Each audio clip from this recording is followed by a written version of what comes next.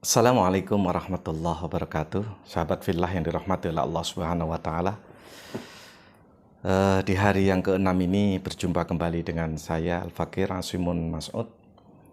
Ingin menyampaikan kalam hikmah yang Al-Fakir kutip dari kitab karya Al-Hafidh Al-Imam Ibnu Hajar Al-Asqalani, yaitu Al-Isti'dad Liyaumil Ma'ad, di mana salah seorang sahabat baginda Rasul Sallallahu Alaihi Wasallam, Abdullah bin Mas'ud, pernah menyampaikan perkataannya bahwa ada maftaradallahu alaika,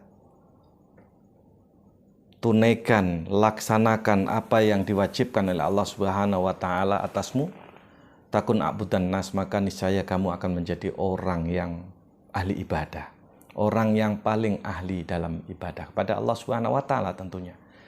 Kemudian Ibnu Mas'ud, Abdullah bin Mas'ud juga mengatakan, wajtaniba maharimallahi takun azhudan nas, dan jauhilah apa yang dilarang, yang diharamkan oleh Allah Subhanahu wa taala, niscaya kamu menjadi orang yang paling zuhud.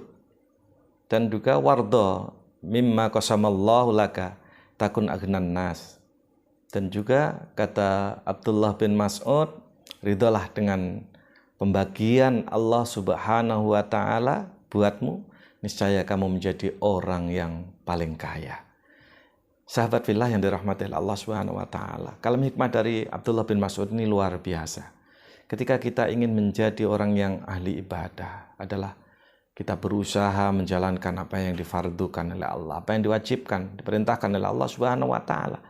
Dan ketika kita ingin menjadi orang yang paling zuhud adalah kita meninggalkan atau menjauhi larangan-larangan Allah Subhanahu wa taala. Sementara ketika kita ingin menjadi orang yang paling kaya dalam pandangan Allah tentunya, yaitu kita ridho dengan bagian yang diberikan oleh Allah Subhanahu wa taala.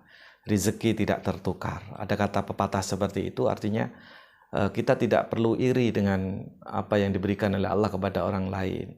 Tetapi kita harus tetap bersyukur dengan kondisi saat ini, dengan tetap selalu berusaha untuk menjadi yang lebih baik lagi.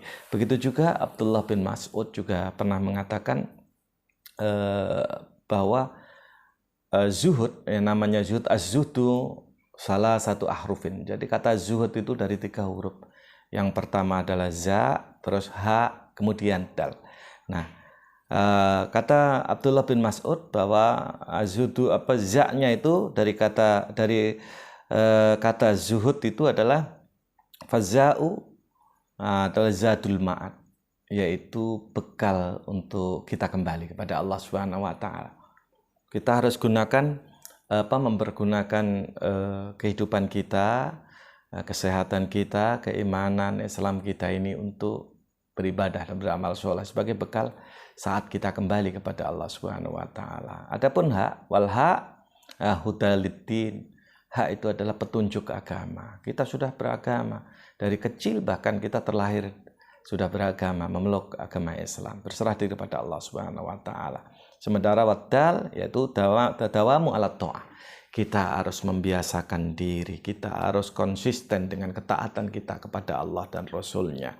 Itulah sebenarnya zuhud. Kalau tadi Abdullah bin Mas'ud mengatakan bahwa ketika kita ingin menjadi orang yang ahli ibadah, ya kita tunaikan segala perintah Allah. Ketika kita menjadi orang yang paling zuhud, maka tinggalkan larangan-larangan Allah. Dan ketika ingin menjadi orang yang paling kaya adalah kita ridho dengan bagian pemberian dari Allah Subhanahu wa taala. Sementara zuhud terdiri dari 3 huruf, yaitu za, ha, dan dal.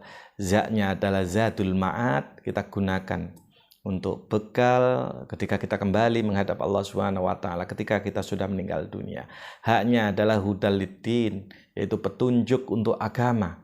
Kita sudah memiliki bekal, modal utama, yaitu agama. Kita tinggal menindaklanjuti taat pada Allah Subhanahu wa taala.